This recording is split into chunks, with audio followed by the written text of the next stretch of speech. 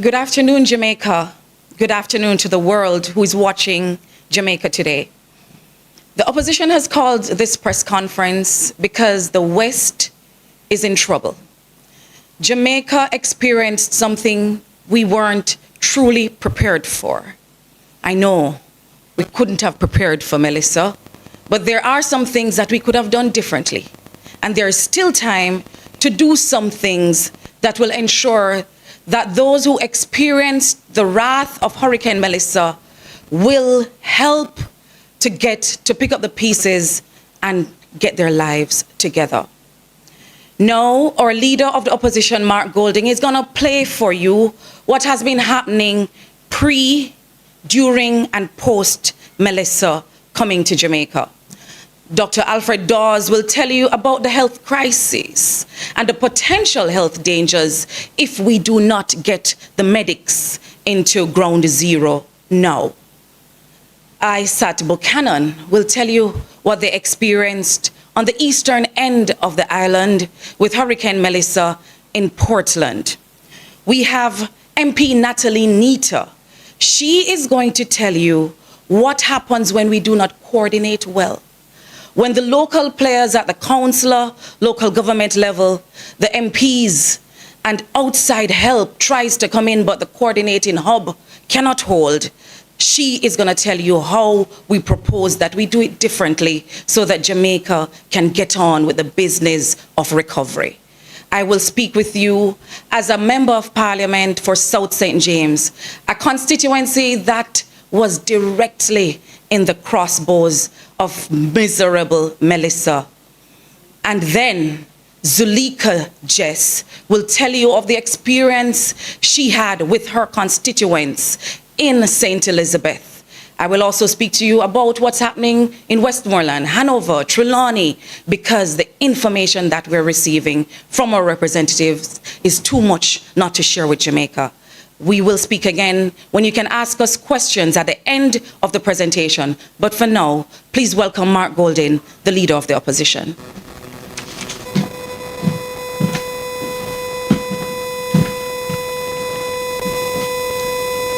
Thank you very much.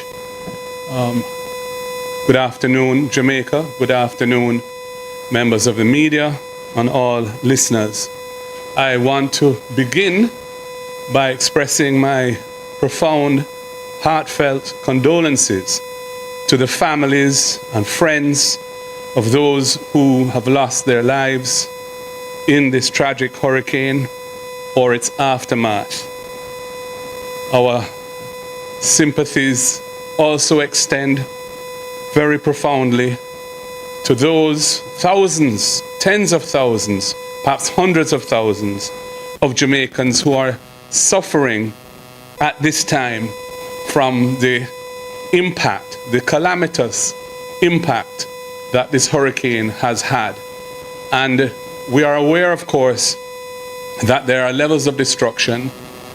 There's a large ground zero, as it's called, which is really the areas of Jamaica that were in the swathe of the hurricane when the eye hit in eastern Westmoreland, stretching into St. Elizabeth, stretching into the more westerly parts of Westmoreland as well, and then moving north into South St. James, parts of Hanover, and of course Trelawney and even St. Anne. The rest of Jamaica has also suffered damage, some of it before the hit of the hurricane. And so we can't leave them out because there are communities all over the island where people are in a very difficult situation, whether it be due to no access with the roads being blocked or breakaways, landslides, and so on. Our hearts go out to all who are in this dire predicament now. Now, I would say that this hurricane and its aftermath represent an existential threat to our society as we know it. People in life-threatening situations of isolation and deprivation mean that unless relief can reach them promptly and unless the necessary assistance can be found and distributed in an equitable and transparent manner, to help them rebuild their lives, Jamaica is going to be facing very difficult times. And I think that point is not lost on anyone who is familiar with what is going on as I speak. In this context, we all need to pull together in unity to get Jamaica through this terrible disaster. This is a time to join hands and hearts, not just in words, but in deeds, so that the whole nation can feel part of responding positively to this devastating situation and the solutions that will help us to pull ourselves out of it. The opposition must not at this time be seeking to score political points as a political competitor of the government. This is not the time for the opposition to adopt that posture, and we are indeed trying our very best to operate in the spirit of that. On the other hand, we must point out where there are areas of need and what we see as the priorities in relation to those needs, where we see weaknesses in the response mechanisms that need strengthening or correcting, and we must provide, where we can, constructive, well-intentioned suggestions to help navigate the country through this disaster. We must also demand transparency and fairness in the distribution of all relief. The relief must get to those who need it, prioritizing those who need it most, whether they be of whatever political color or whatever demographic group they may belong to. They are all Jamaicans, and they are to be treated equally in this time without any form of discrimination or tribal politics coming into it. And we want to stand for that. There can be no place for partisanship or profiteering by political insiders or others connected to them at a time like this.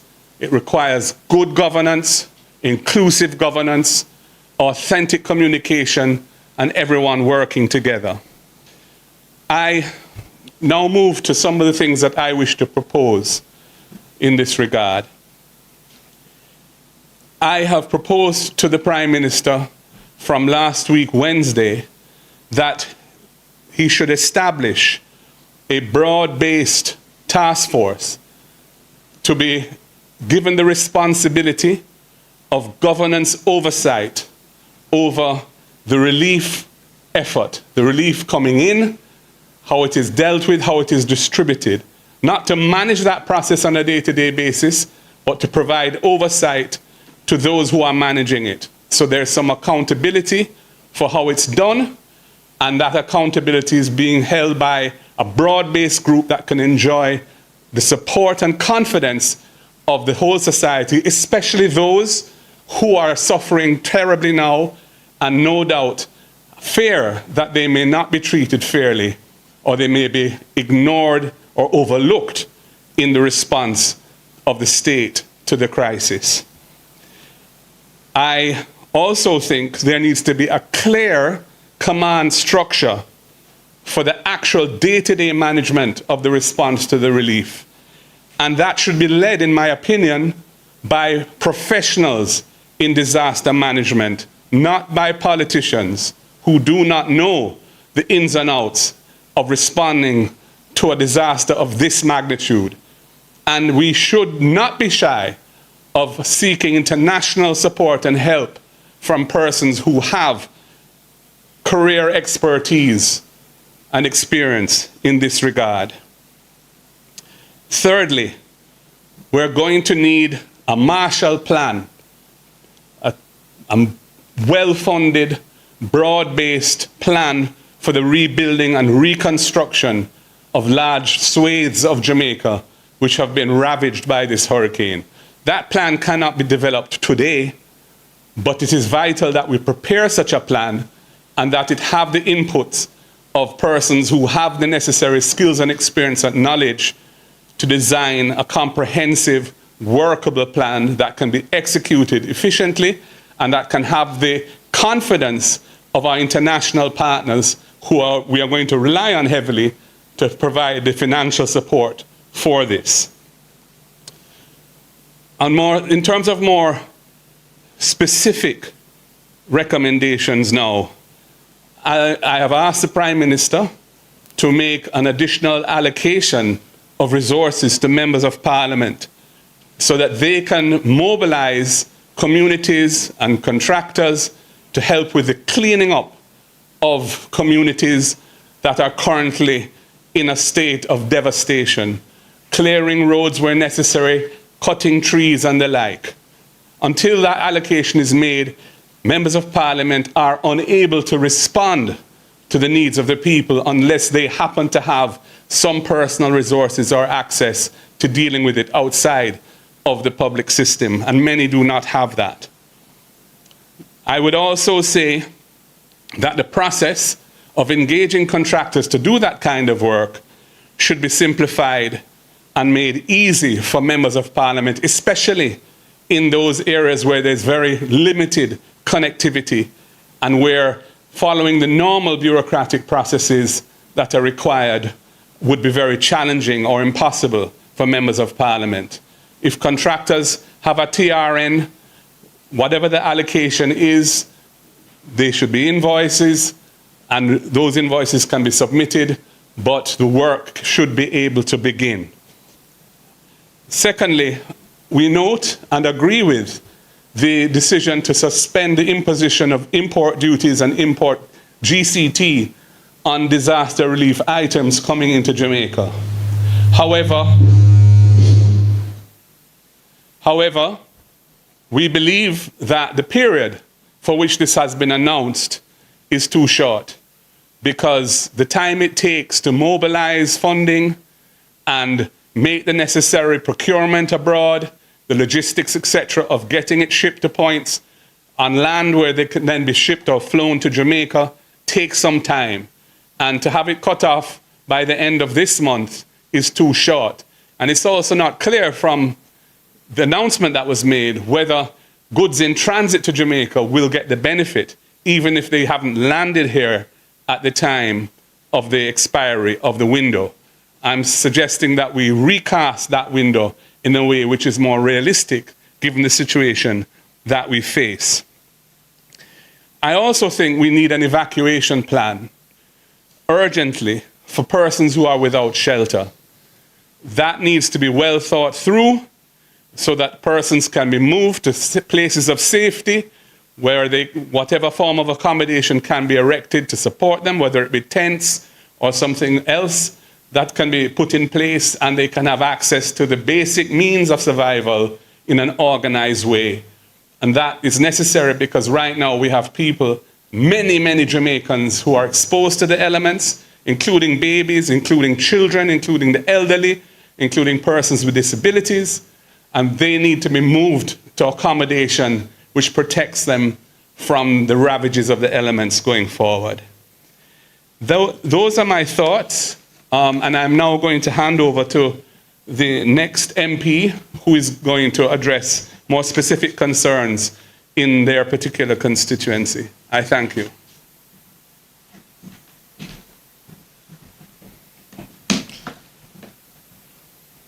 Thank you, Party Leader. Greetings all.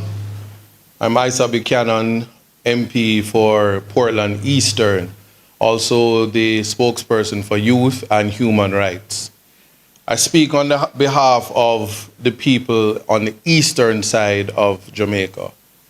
I'm setting the context to say that equity in distribution is going to be an important theme if we are to ensure that all persons in Jamaica are not excluded or left out, but rather inclusion. Now in Portland, this is a direct message from the constituents. Port Antonio is not all of Portland. So in saying that, I want people to understand that there was devastation in Portland Eastern.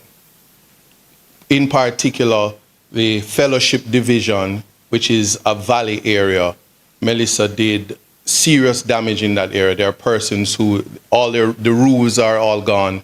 It's similar in the Manchaniel division. So there are persons who are homeless as we speak. I raise this in the context that persons have an ability to try to survive. They try their best to ensure that they move on with their life. It's almost an innate ability these days. But I want the government to understand that when persons are building back their houses and just taking up zincs that probably don't even belong to them to ensure that they have a roof over their heads, they can't wait. It's impossible to wait until somebody comes to say, okay, I see the damage. We will process your claim and then give you some support. That support is in the sum of $50,000, $100,000, $400,000 if it's complete destruction. And if you are a Jamaican and you want to be a homeowner, you know the reality that $400,000 will never be able to put you back in the position that would make you a homeowner or in livable, humane conditions. So when I speak of equity of distribution, although Melissa didn't hit at ground zero in the east, we are an island surrounded by water, especially if you're a coastline parish like Portland, Eastern, St. Thomas, Portland, Eastern and Western, all of Portland and all of St. Thomas. But if we speak of the constituency, I'm not going to sit here or stand here and say that MPs who are not in those ground zeros aren't affected, because we all are. As it is right now, we are a country where resources are scarce.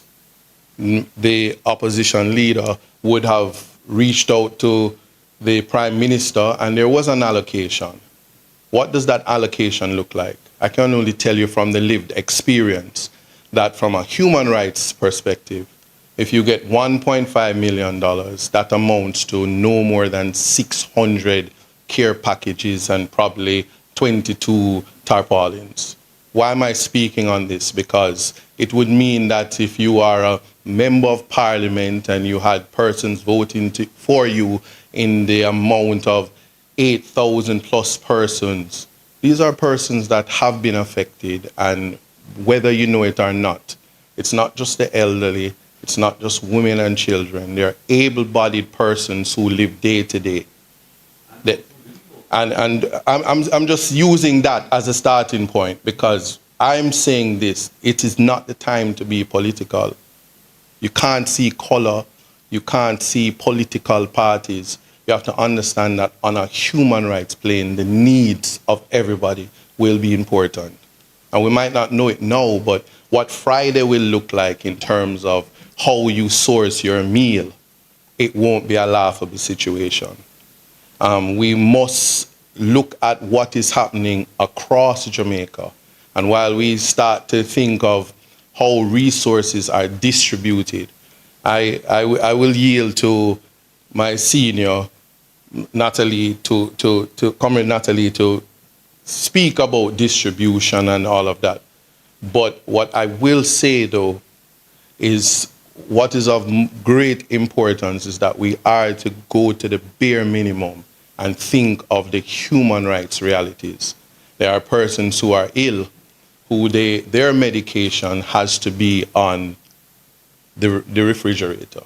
They need energy and they don't have it. So 7 days have passed, thereabout, and that medical access is not a reality because I've heard Portland is not a priority. I've heard that. And that is a sad reality because I have the evidence in terms of looking at the photos, the pictures, being on the ground in Manchaniel, being on the ground in Reach, being in Fellowship. I'm just naming a few: Bellevue, Comfort Castle, Millbank, where there are just total devastation, disaster. Persons who are from the disabilities community, the disabled community, and they don't have a home. The shelters aren't in operation. It's not a continuation of it. Persons have to go far places. So I need people to understand that. And when it comes to the distribution, yes, ODPEM is there. The Ministry of Labor and Social Security and care packages are going out. But I want you to quantify the reality. Is that if you have 300 care packages, that can just go to even one community. And it will, while I stand as a member of Parliament of Portland Eastern, and I can do so much and no more with the resources. And I understand when it comes to the concept of support Jamaica and funneling all resources through the government. That is an impossibility and not realistic. So much so that I have gone on by taking guidance from the diaspora to start a GoFundMe. And it is the diaspora from Portland and persons who are concerned that have raised funds for me to be able to do things that the government is not yet prepared to do. I will just say, think of every single person, because that is my duty as a humanitarian, as a human rights attorney, and even as a spokesperson for human rights and youth. And I will make a compassionate call to all members of Parliament that we are to work collectively through our offices. I will reach out to anybody that's close by, because I get the calls that my family is stuck in Westmoreland and I haven't heard of them.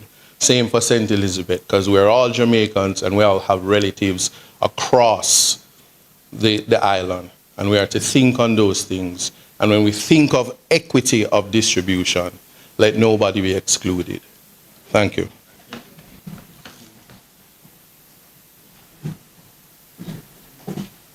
Good afternoon.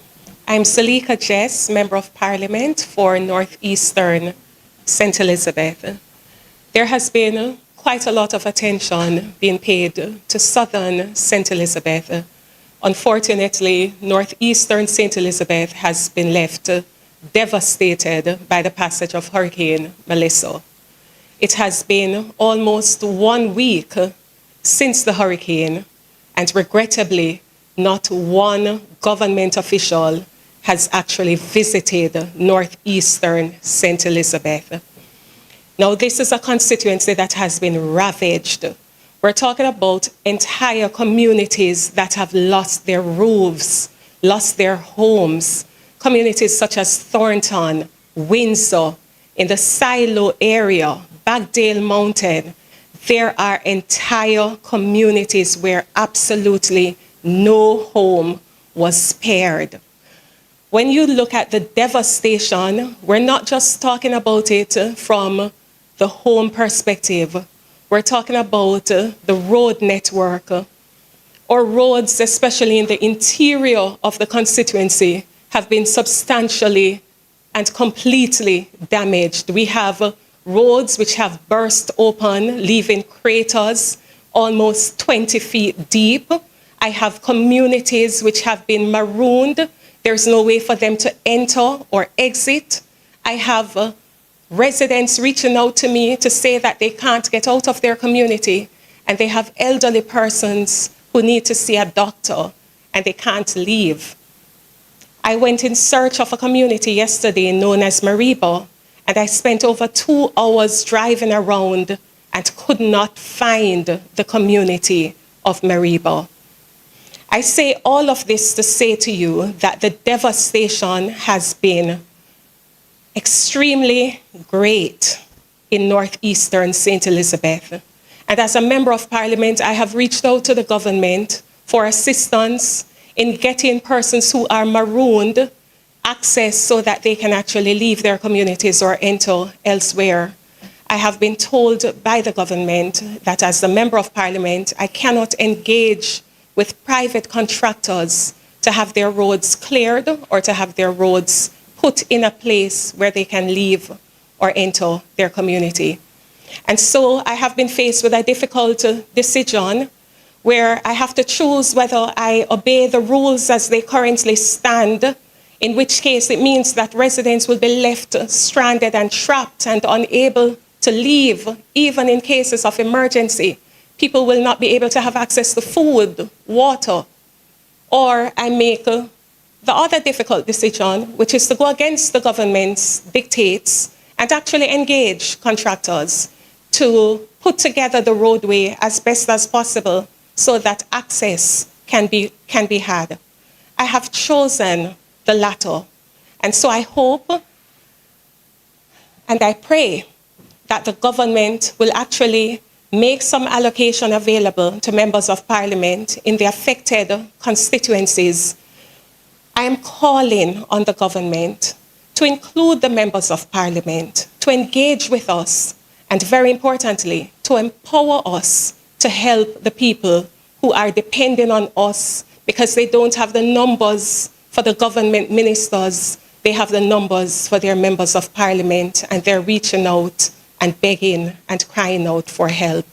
I'm asking that the government consider making an allocation, particularly to the members of parliament in the deeply affected communities, constituencies, where it's not just a case of clearing the roadways, it's a case of actually engaging professionals who can fill the gaps and the craters and make a way where there is no way, even if it is just on a temporary basis. The hurricane has wreaked substantial damage, and it's important that there is equitable distribution of resources. I have received only 150 care packages from the government for distribution. That doesn't even last one lane in one community because everybody has been affected in most communities. So it's not just the elderly or the disabled, it is everybody who is affected. And so I'm calling on the government to engage and to engage as a matter of urgency so that the relief that is necessary can be had. Thank you. So I will speak of the experience from St. James, and after which Dr. Dawes will speak about the health crisis and Natalie about coordination. When last I checked, we lost 5 lives in South St. James to Hurricane Melissa. And I speak not only as a person reading or hearing about what's happening in South St. James and in Jamaica, but as someone from South St. James who was on the ground from Wednesday. I left the constituency last night this morning at 2 a.m. to be a part of this press conference because as the chief spokesperson for the people of South St. James, I think it is my duty to get out of the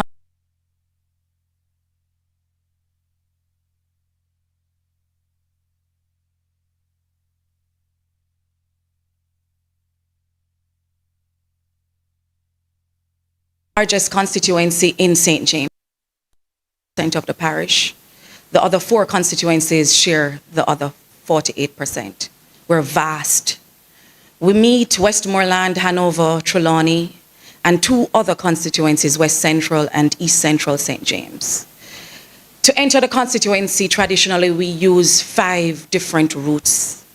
We have only been able to clear 1 route into South St. James, and that is through Long Hill to Anchovy Mafuta, Barnet Bush to take you up to Garland's, Moko, Maroon Town, or you go right at Fern, Plum, Cambridge to go as far as you can until you're stopped by downed power lines, poles, landslides, and rivers. Yes, the 7 Rivers has taken the road we have in the Bickerstead Copperwood plantation area. We still have communities that are marooned and do not have access to food. And when I say no access to food, what I mean is that when we advised them to go to a shelter like the shelter at Cambridge High School, we told them that we were advised by the government that food would come after the storm, which was a mistake because some went in from as early as Monday of last week and they have not had food up till now.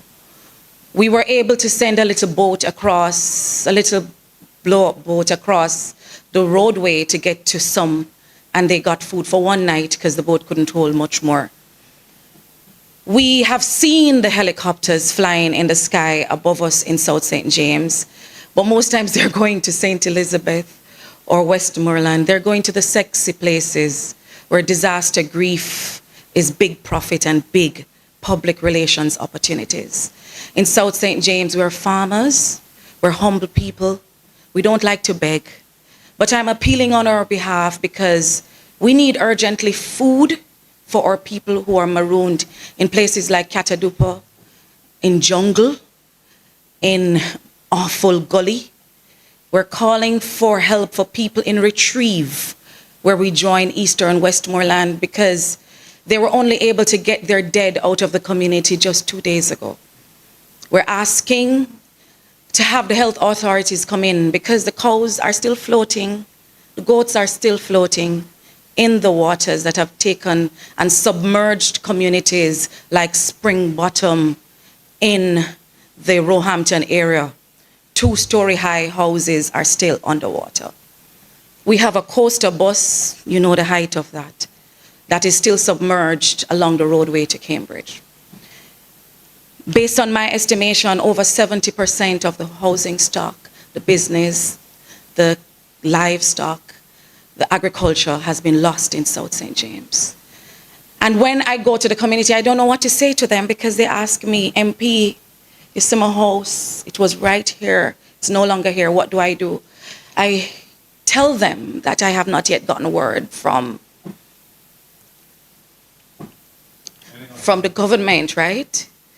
To tell us how we're going to help them to rebuild and to get their lives back together, right? So,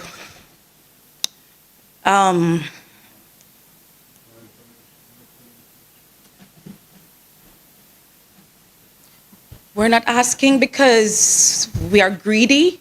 We're asking because the collaboration and the coordination on the ground is not reaching our people in South St. James.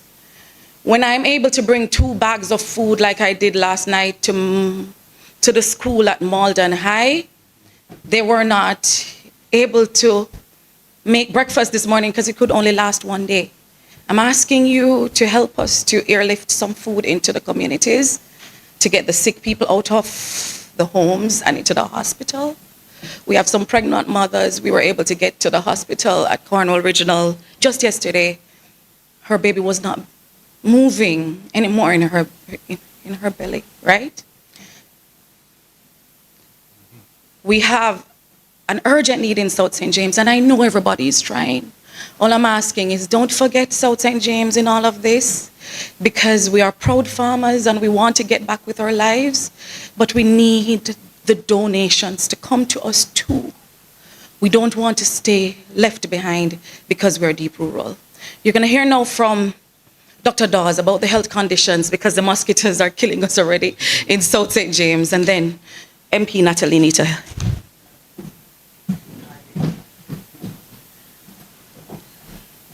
Good afternoon.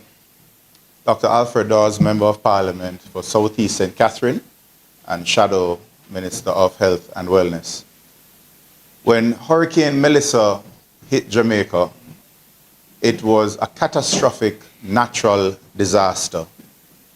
If we continue on this path where the government maintains hegemony over the distribution of aid and access to the most vulnerable communities by volunteers, if they try to do it alone, we will have an even more catastrophic man-made disaster. We are seeing a humanitarian crisis unfold before our very eyes. Ground Zero was in Eastern Westmoreland, a parish that I'm very familiar with, and the devastation that is seen there and in St. Elizabeth and in other parts of Westmoreland, St. James, Hanover, and St. Elizabeth overall. It is mind-boggling. No pictures or videos can do justice for what you see when you're driving miles and miles. The smells of rotting carcasses, the flooded roads. Healthcare has been teetering on the border of collapse because of the situation at Cornwall Regional Hospital and the overcrowding in the feeder hospitals. What we are seeing now is an exacerbation of that situation. where Lucy Hospital, Noel Holmes Hospital, is pretty much non-functional. Up to over the weekend, there was no way of contacting hospitals for referrals. They would just get critical patients as fast as possible loaded into an ambulance and send them off with a hope and a prayer and what limited staff they can afford to send on that journey. The Black River Hospital has been devastated, and Salvamar Hospital, they have major infrastructural challenges, but even more so, the staff, they are also homeless. They are also living out of cars. Many of them are hungry, and many persons cannot provide health care because they do not have the resources. We appreciate that the government has now opened the NHS stores and has started to send out supplies. But we must not be fooled into thinking that a field hospital being set up means that it is an appropriate response to a catastrophe of this nature. A hospital is secondary care. There is no primary care in any of the affected parishes at the moment. This means that the clinics are closed. It means that diabetics, hypertensives, persons with heart disease, kidney disease, those who have a diabetic foot ulcer, they are not being treated. And it means that they are going to have exacerbations and complications of their diseases. And already we are seeing where those who have access to the hospitals have been flooding the hospitals. We will see in the ensuing weeks an increase in mosquito-borne diseases. Within 6 weeks, we can expect outbreaks of dengue and whatever else is lying around, waiting for these appropriate conditions to manifest. The public health inspectors, they need to be empowered immediately so that they can start their food safety checks. They can inspect for water sources that they are potable, they have not been contaminated.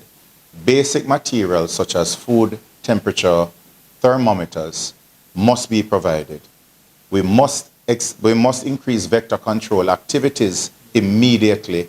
And this is not just fogging, but source control. Otherwise, we're going to see a massive outbreak of dengue. The gastroenteritis from the consumption of spoiled foods, already we hear reports of persons eating rotted or rotting carcasses. And the unavailability of potable water will lead to diarrhea, dehydration, and in the most vulnerable, the elderly, the children, and the pregnant mothers, it may mean death. We do not know what the true death toll is from the hurricane, but what we can expect is that if these public health issues are not addressed immediately, we're going to see far more deaths occurring in the aftermath of the storm, in this man-made disaster, than what occurred during the passage of Melissa, the natural disaster we're here to speak about. We must head this off. We must resource the hospitals. We must send relief staff to the hospitals. We must find a way to get health care in the communities that have been cut off up to recently and are still cut off. And the way we may fill that gap is by inviting and coordinating the hordes of volunteers who want to go in and give some health care. Medical missions have played a very important part in the provision of health care in far-flung communities. And it is this provision of primary care, the screening, the early intervention with the medications, the dressing of wounds, that have kept many persons from seeking health care at overcrowded hospitals. If we have dilapidated structures, if we have damaged structures that are understaffed, it is reasonable to ask that volunteers be coordinated to go and man these health centers in the rural communities through the different medical missions. So these things must be coordinated immediately. Organizations that want to donate food and especially water, they must be accommodated. I've had complaints and I have tested the system myself, and I don't want to be overly critical. That is not the tone I want to project here today. But those who want to give are being frustrated by the process. And what is happening is that they are trying to make the journey themselves. The roads are blocked up. On our mission on Saturday, one of the buses broke down and the relief bus took about 4 or 5 hours to make what would normally be a 2-hour trip to relieve the staff that were left on that bus. The roads have been congested, and it is frustrating persons who want to donate, but we must set up a proper distribution network so that those who are impacted the most, irrespective of their antecedents, they get the resources that they need. It means not simply focusing on one particular area, but accepting that this hurricane tore through the entire Western Jamaica, and we must not ignore the plight of those who are in one parish. If the information that came to us through the media came late and our attentions were already fixed on a particular area that was brought to the forefront of our consciousness. So in conclusion, my appeal is that we find a way to facilitate the donors of foodstuff, sundries, health supplies, and importantly, find a way to channel those who want to give service in the medical field so that we can organize relief missions to go to the communities that Nikisha spoke about, that Zulika spoke about, and others are bringing to the forefront of the nation's consciousness. We have to get medical missions into those communities, and they are coming with their resources, but there needs to be a greater collaboration between those entities and the government and the state agencies, as well as the opposition, because we have made ourselves available to work alongside the government. So again, we do not want to convert a natural disaster into a man-made disaster because of partisanship, but we should focus more on partnership. Thank you.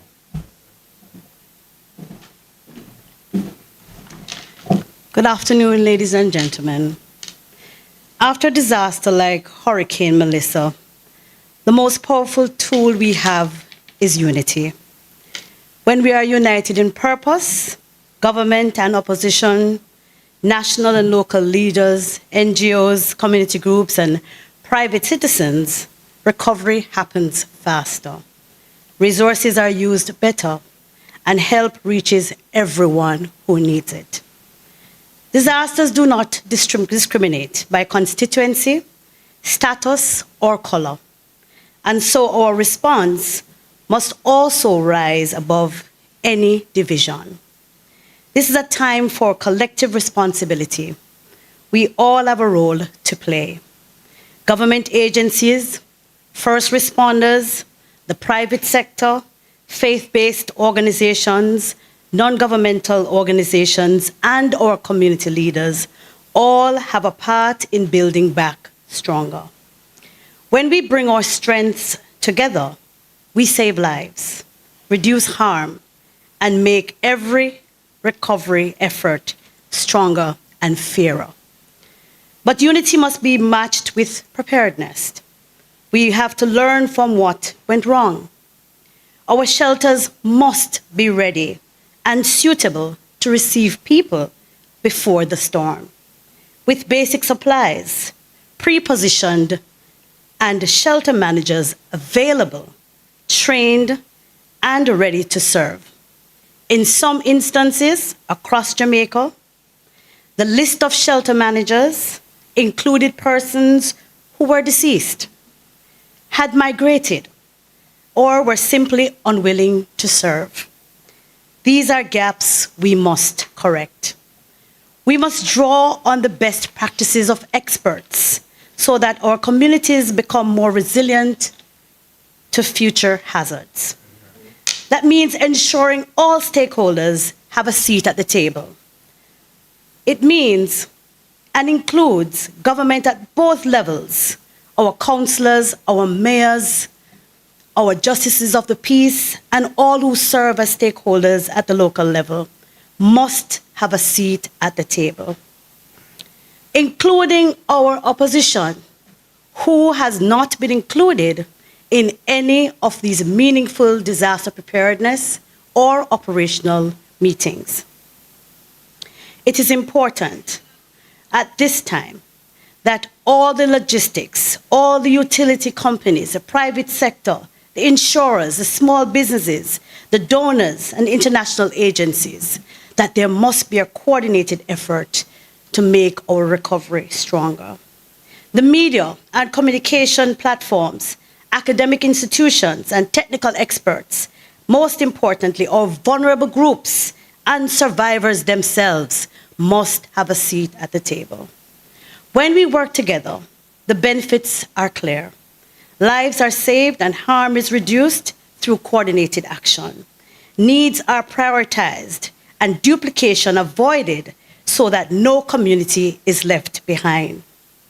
Resources are used efficiently by pooling transport, storage, and funding. Expertise is shared, combining technical skills and local knowledge. Vulnerable groups are protected, including children, the elderly, and persons with disabilities. Public safety and essential services are restored faster, helping communities to recover. And most importantly, trust is built because people can see fairness and transparency. If we are to build true resilience, collaboration cannot happen only in crisis. It must be part of how we operate every day. That means maintaining open communication channels, sharing information, coordinating resources, and planning together before the next disaster strikes. The opposition stands ready to work with the government to strengthen our systems and ensure that every Jamaican, wherever they live, can depend on fair and transparent support in times of need. Let us commit to building partnerships and putting people first. When we work together, Jamaica is stronger, and we lead with compassion, coordination, and accountability. Recovery is not just possible, it is inevitable. Thank you. So we'll now open the floor for questions. If you have questions, please state the name of your media house. If you're online, you can indicate by using the raised hand icon. If you're in the room, please indicate, we'll get the microphone to you and we'll take your question.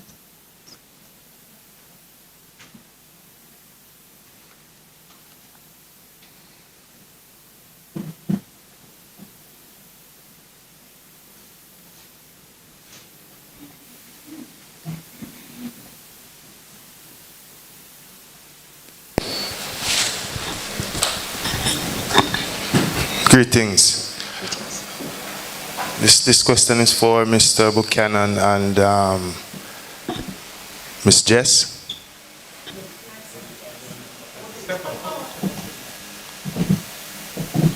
All right, so I heard you speak about the relief supplies not being enough. Do you think that there is an act of sabotage at play there, any at all?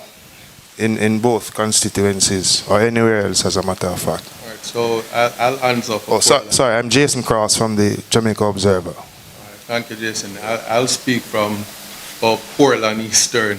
I don't buy into conspiracy theories. If and I have no facts that there's an act or acts of sabotage. I will say if that were the case, that would be very idiotic. But we're living a real experience, and at this time, even before the hurricane, there were persons that were suffering from food insecurity. That is the Jamaican reality. I'm just simply here to say, listen, tomorrow we are go hungry. Let me put it that way. And next week we are go hungrier. And a hungry man is an angry man. So if somebody is sabotaging, woe be unto you. Thank you. In the case of Northeastern St. Elizabeth, I suspect it is perhaps a situation where the government has their hands entirely full. I think it's quite an overwhelming situation having to deal with an unprecedented act of nature. We've never had a Category 5 hurricane, and so I would hope that no one in their right mind and operating with good heart could deliberately wish to punish residents by withholding food and other basic necessities. So I hope it is an oversight and not that which you have suggested. Good afternoon, Camille Williams with Television Jamaica and Radio Jamaica 94 FM. I have two questions, and this goes out to, because this is about MPs, anyone I think can take this. So the first question is, how much money would MPs need to adequately respond to the need?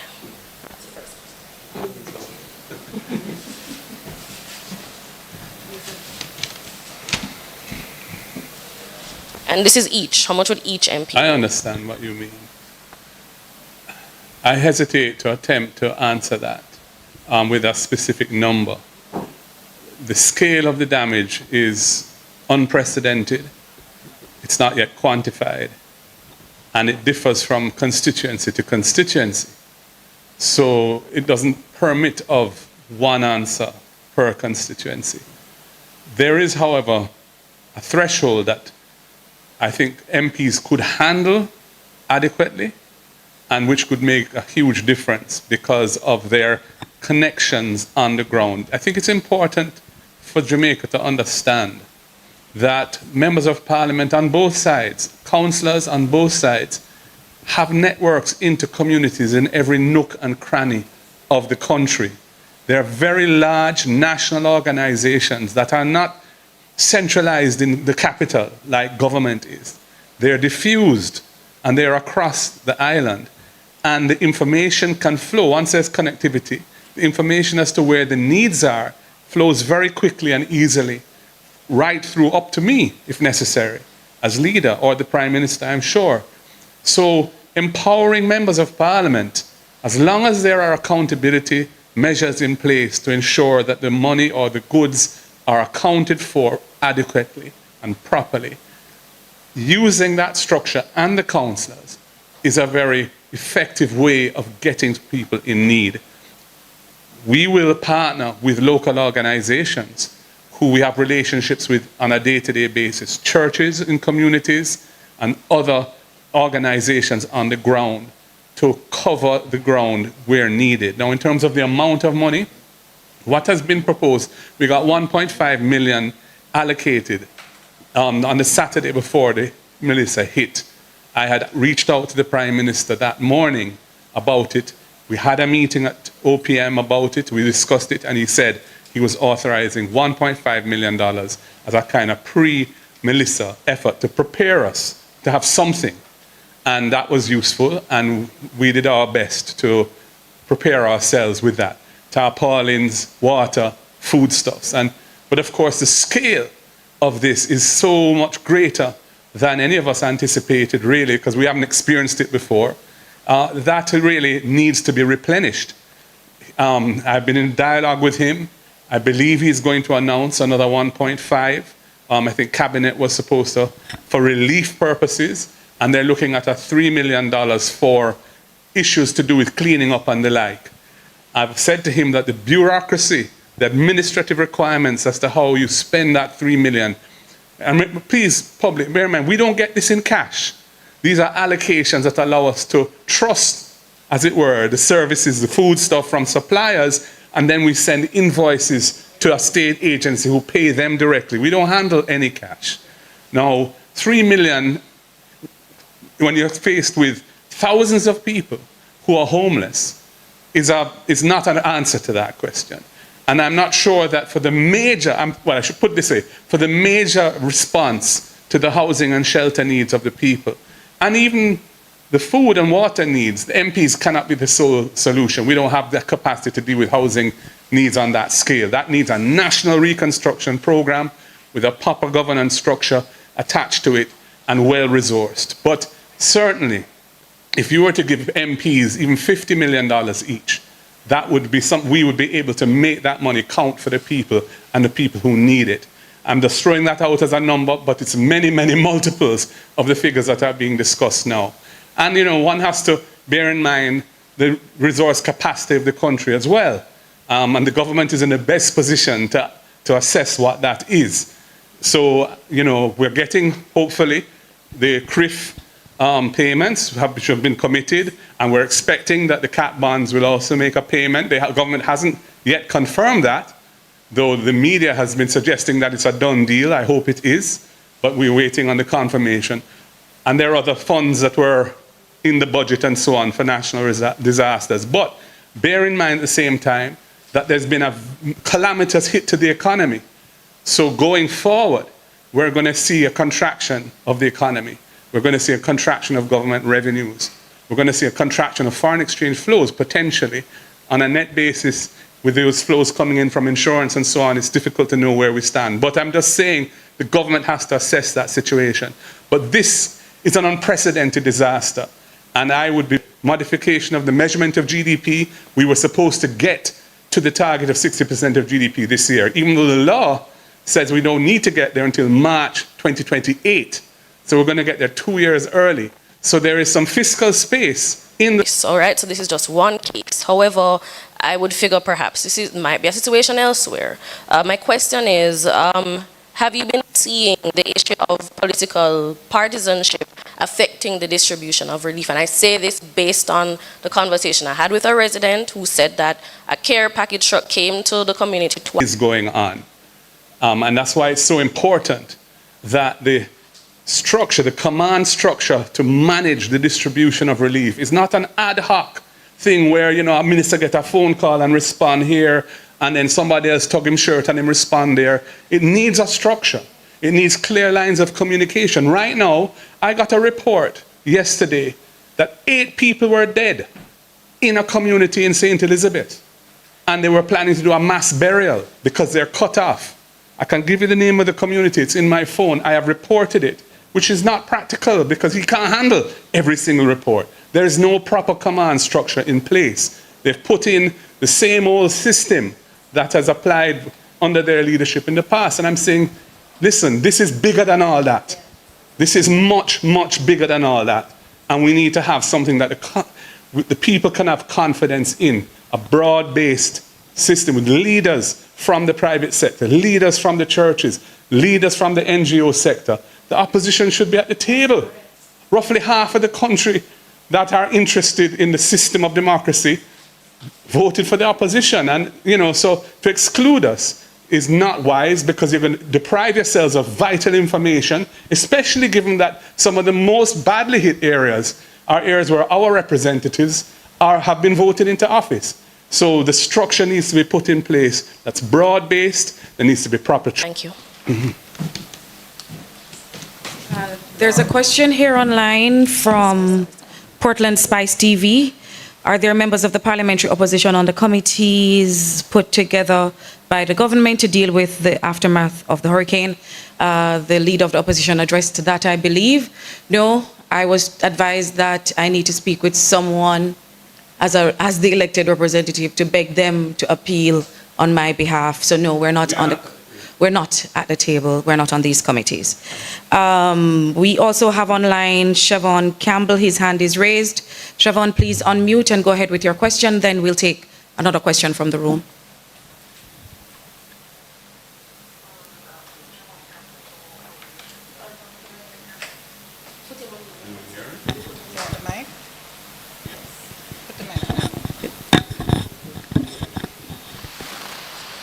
Go ahead, Siobhan.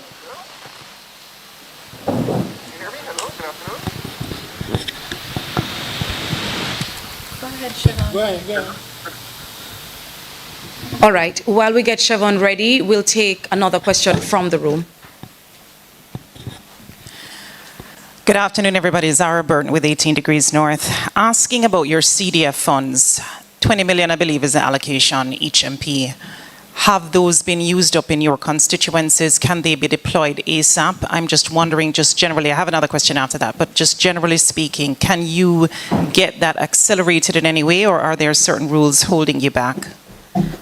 Okay, so for members of parliament who have returned, you might or might not still have CDF funds remaining.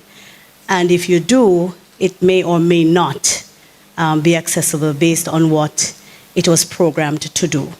So there are specific procedures to follow to be able to get funds to do mitigation works. And if you did not have a mitigation fund set aside, then you wouldn't have access to any of it. In the case of new members of parliament, the outgoing member of parliament might have utilized all of those funds already, and the new member of parliament won't have access to a new allocation until March of next year, after the new budget period has ended. You also would have to wait until, if you do have the funds and you need to, I believe that the opposition leader did include in his presentation a call for the reduction in the bureaucracy across the board. But not for CDF. I would just add to that, just for public information, how the CDF works is a $20 million annual allocation per constituency. 1.5 of that is for admin support. So it's really 18.5 that's available to be spent. There are certain heads of activities that you must allocate that 18.5 across. Welfare, social housing, economic enablement, sports, education, etc. And then you have to design programs which have to go to a parliamentary committee and get approved for each of those. So the whole 8.5 million has to be approved by Parliament before you can get access to it. Now, there has been no decision to modify those rules. What has happened, that 1.5 million that was allocated on Saturday was an addition to the CDF. So it is being spent through the CDF processes, and the same agencies that normally would apply will receive the invoices from the suppliers of the food, water, tarpaulins, etc., and make those payments. They did not require parliamentary approval for that. I guess Cabinet approved it. So I don't think there's much, if anything, available in the 20 million allocation that can be really used. Some people may have some funding for housing, and for example, I have asked whether for what I have in my constituency, which is available for housing, if we can use it for the responding to the needs of people. Right now, a lot of people in Jamaica have leaking roofs, a lot of roof damage. There's a huge demand for zinc and other roofing materials. So I've written to the CDF to ask if we can use that, if my constituency can use those funds for that. And they have indicated that we can.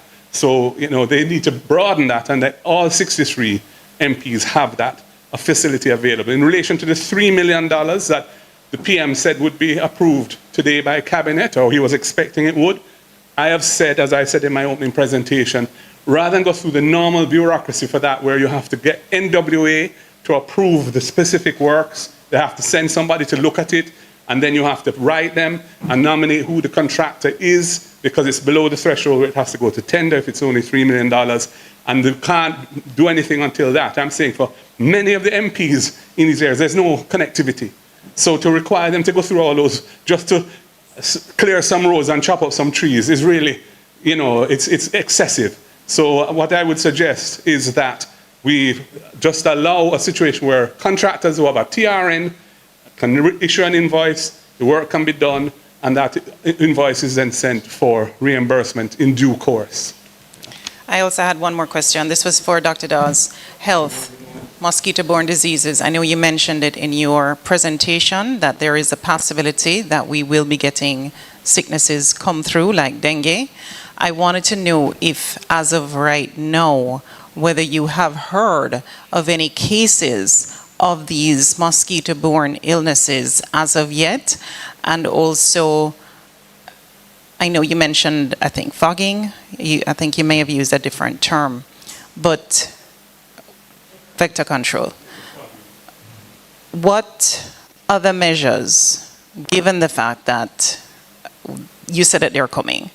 What other measures would be necessary to mitigate against that at this point? Because as I think somebody else mentioned, there are some carcasses in different streams, water bodies. Everywhere. There's water pounding all over those parishes, and there's dead animals all over the place, rotting.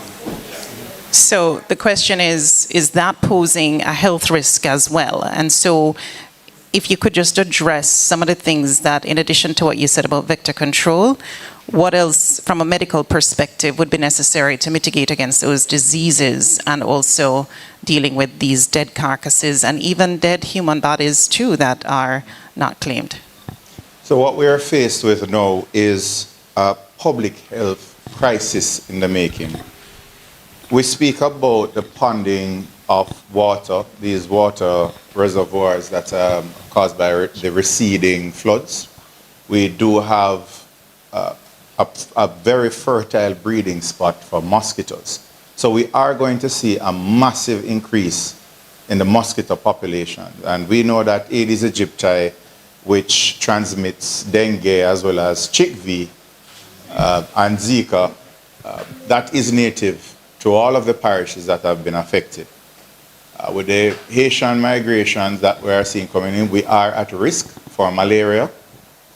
We must consider that the rotting carcasses of animals can contaminate underground water supplies. If we have a contamination of underground water supplies, we're going to have a significant increase in the number of cases of gastroenteritis. We saw after the Haitian earthquake, there was a rise in cholera that was brought in by relief workers. We don't know if relief workers are coming in with other diseases as well. And we have an incubator now of persons who are living outdoors. They're prone to respiratory conditions, and they are prone to gastroenteritis as well as mosquito-borne diseases.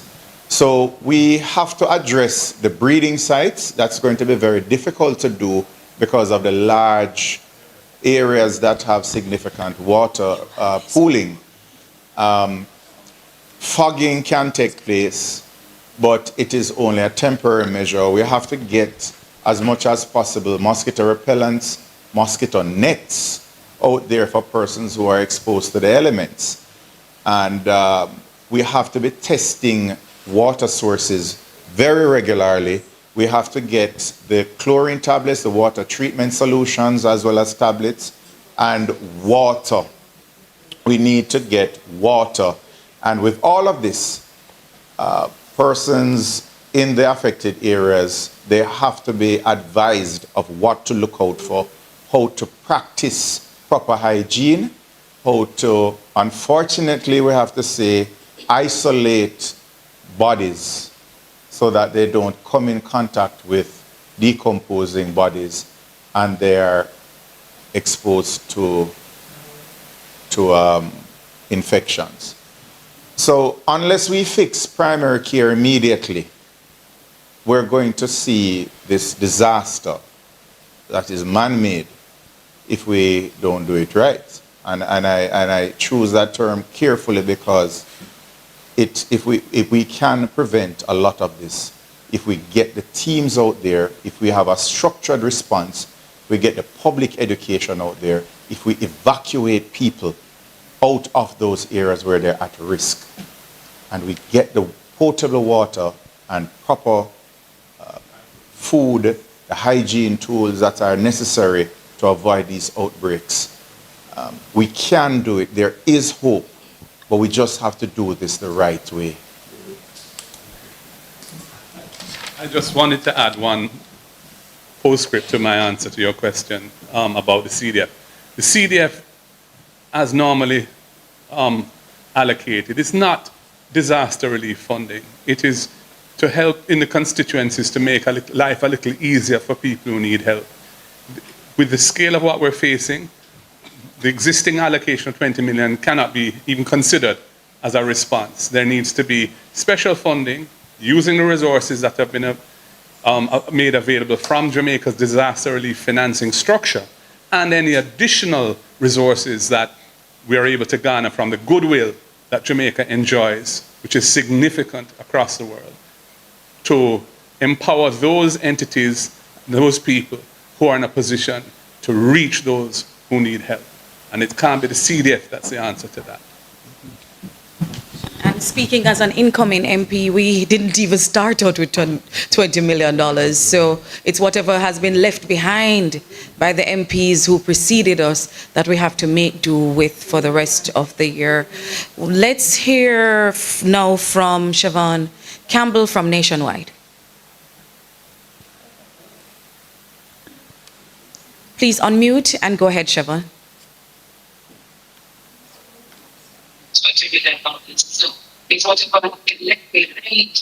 I'm not seeing Siobhan on mute. Can I take the stage? Yes, please go ahead. Say your name and the media house you represent. My name is Colin Bell, Portland Spice TV. I have about 3 questions. I heard MP Jess said that she went in search of a community yesterday. Could you expound a little bit more on that for us, because you say you did not find that community? I also want to ask, does the People's National Party as a party can source assistance for the people who needs help? And of course, Comrade Natalie, do you think this is a stage where the Minister of Local Government needs to use that equalization fund to provide more funding for councillors? Thank you. Jess first. So we'll go to Jess. So when I mentioned that I could not find the community, I'm referring to the community of Mariba. And we started out by checking the access points to the community. So we went to one location where that is the road that should lead to Mariba, and there was no road. There were just crumbling asphalt. There was just debris of asphalt.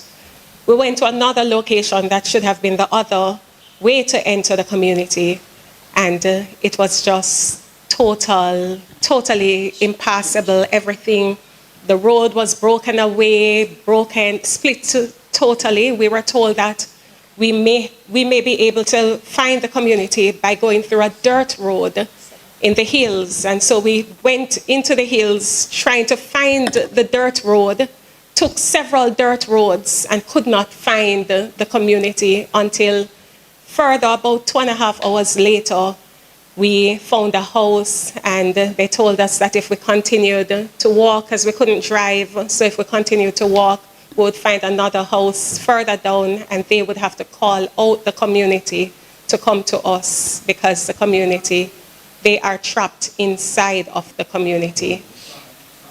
They are trapped in the community. So that is the reality on the ground. People are marooned, and they can't get in and they can't get out. Thankfully, I've made arrangements for some heavy-duty equipment to be brought into the area today to try and get them access. So hopefully I'll have better news later tonight.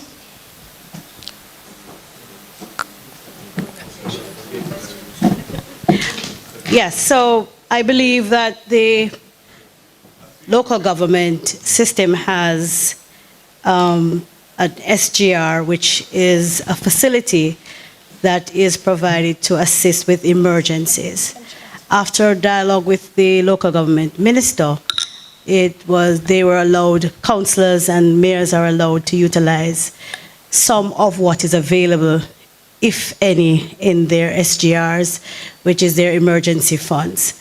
But I believe it's not enough. I believe the equalization fund can be utilized, so I'm answering you, yes, it can be utilized to empower our local government representatives, as they are the first port of call.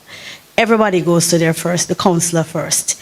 Most times because they are living in the same communities with them. And so they should also be empowered, whether through the equalization fund or a special disbursement through the national budget at this time, to be able to assist with what is happening on our parochial roads. So while we are engaged in clearing our main roads so that major vehicular traffic can go through, our community roads need to be cleared urgently because they can't get into major communities to be able to purchase food and to be able to have access to medication. And so there has to be a great emphasis at this time to empower our local government representatives to be able to respond quickly.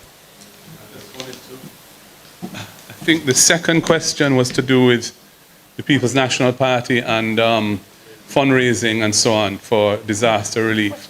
So in the last week or so, we have developed a capacity as a party to respond to the needs that we're seeing on the ground, and that our elected representatives at the local government, the councillors, and the national level, the MPs, are communicating to us.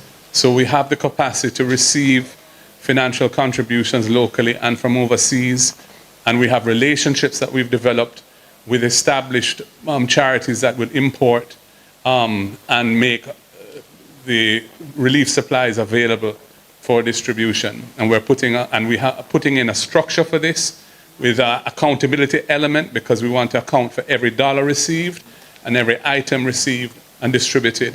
And the treasurer of the party is helping to design this. She has been managing this process for the past week, and we're bringing on additional human resources to give support so we can have a robust mechanism for anyone who wants to assist through our portal. Now, I gather that there's some thought among the government that they want to stop anything coming in other than through ODPEM and the state system. I would caution against that. I think that people have their preferences, donors have their preferences. Let us not deny any Jamaican in need the opportunity to receive a benefit which a donor would be inclined to provide for them through a particular channel, by saying everything has to go through the state channel. I think there should be coordination. I think we should collaborate and share information, as long as that is on an open basis and there's genuine sharing of information. But I don't think we should restrict this whole relief to one channel, because that is going to result in people not benefiting as much or at all from what is available. And so I encourage the government to rethink that, if that is indeed the way they've been thinking. Okay, let's try once more for Siobhan. Siobhan, please unmute and we'll take your question. Hello, good afternoon. Can you hear me? Hearing you well.